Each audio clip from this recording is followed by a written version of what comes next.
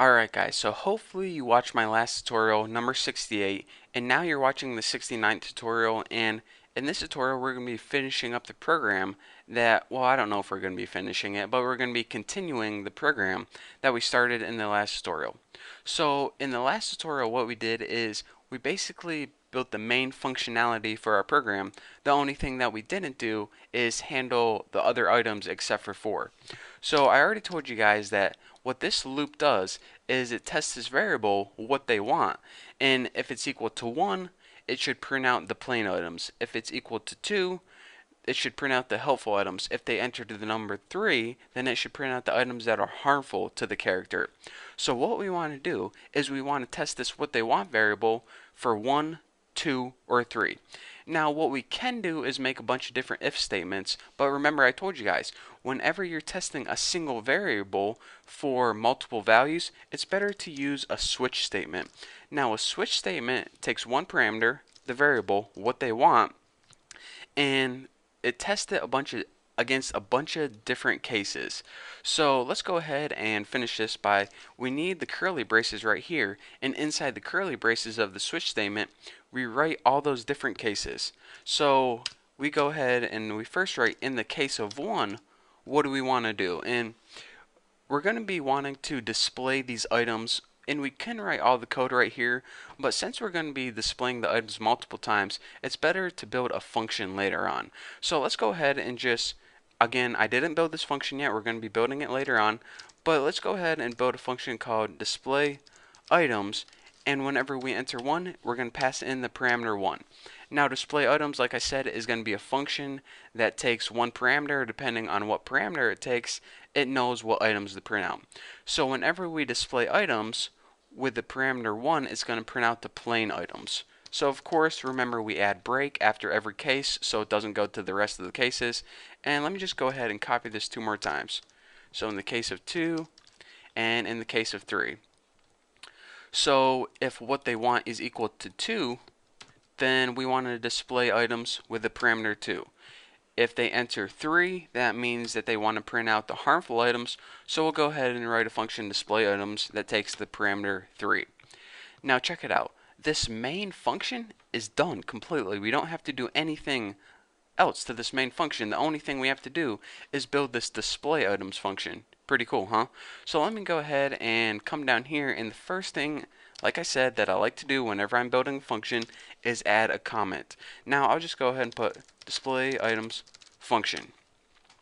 Now this function, it's only going to print out stuff on the screen. That's its only job, to display items. So let's go ahead and make void as a return type. We're not getting any information back. It's just going to print out something. It's just going to, do the dirty work for us. So it's void. We're not asking for anything back in return. We're just asking it to do something. So now let's go ahead and write display items. And of course, remember, it needs to know what items you want. 1, 2, or 3. It basically needs to know what choice did you enter, 1, 2, or 3. So we're going to be passing it in an integer parameter, just like that.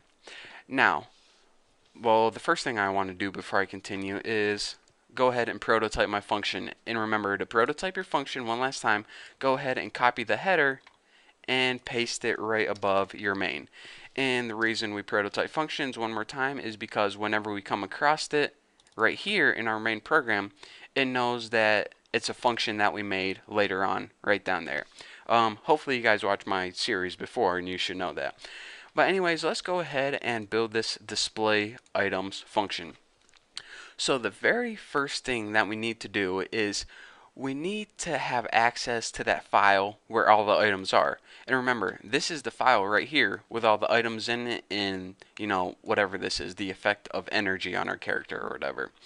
So remember, we already know how to open a file to gain access to it, and that's through an ifstream object. And by the way, before I even finish typing that, make sure you have included your fstream. This is pretty much the header file that allows you to have access to the files.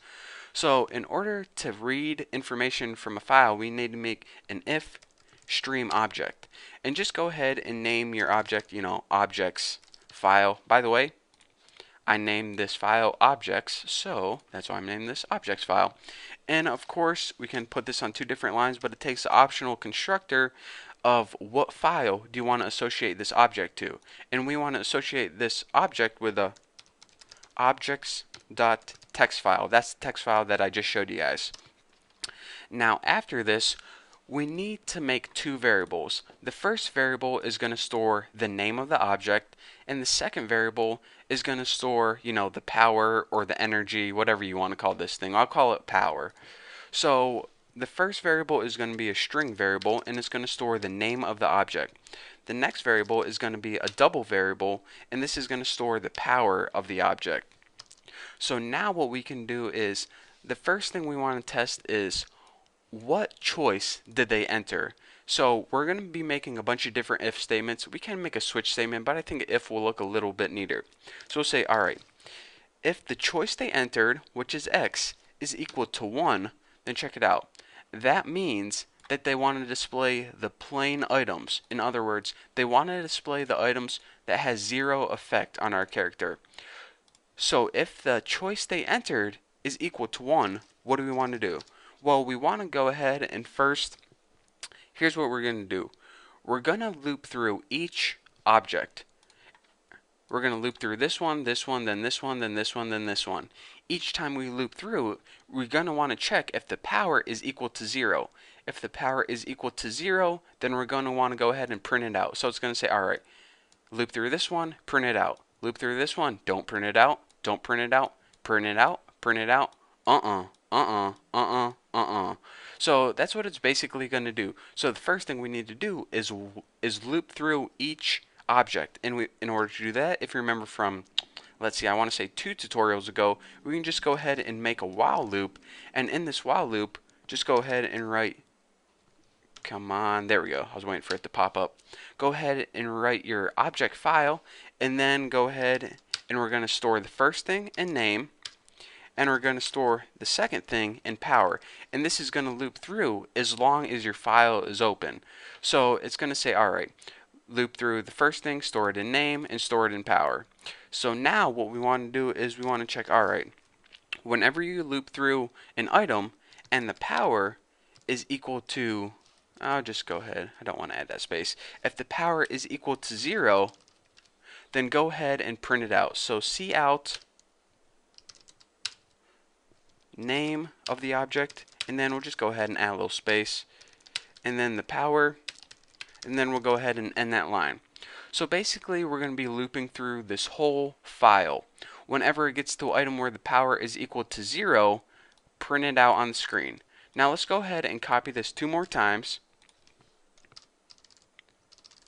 and we'll say, alright, remember X is the choice that they entered. So if they entered the choice of number 2, then they want to print out the helpful items, just like that. So whenever they want to print out the helpful items, we know that the power must be greater than 0, because remember, a helpful item is like a candy or a soda, where the power is greater than 0. So what this is going to do is, whenever they enter the choice 2, print out the items that have a power greater than 0. And whenever they enter the choice 3, print out the items that have power of less than 0. And these items are, a ninja, meth, and a dirty needle. All those items that are harmful items have a power of less than 0. Right like that. So basically, our program is complete. This is ready to run. And I know you guys are just itching for me to press this build and run button and see this program go to work. But I'm actually going to be doing that in the next tutorial, because first I want you guys to watch one of my other videos, kind of sucker you into that one. And also I'm going to be showing you guys that it does indeed run perfectly. Actually, in between these videos, I'm going to check for errors and make sure I didn't mess up anything. And I'm also going to be talking through you guys one more time to clear up any, confusing things that, or any questions that you guys might have. So thank you guys for watching. I cannot wait to press this button. So I guess you guys are going to have to see me press it in the next tutorial. So thank you guys. Don't forget to subscribe, and I'll see you guys next tutorial.